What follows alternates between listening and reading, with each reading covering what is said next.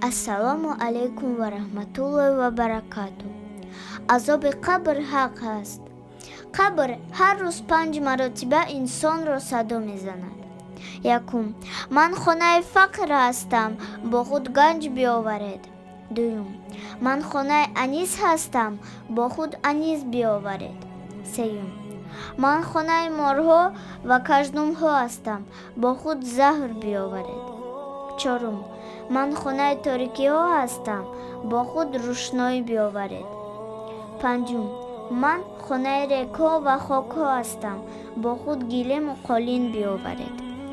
Ганҷ, ла илаҳаиллаллоҳ, анис, тиловати Қуръон, заҳр, садақа ва корҳои хайр, рӯшноӣ, намоз ва намози шаб, гилему қолин, амалҳои солеҳ. Аллоҳ нигаҳбони ҳар яки мо шумо.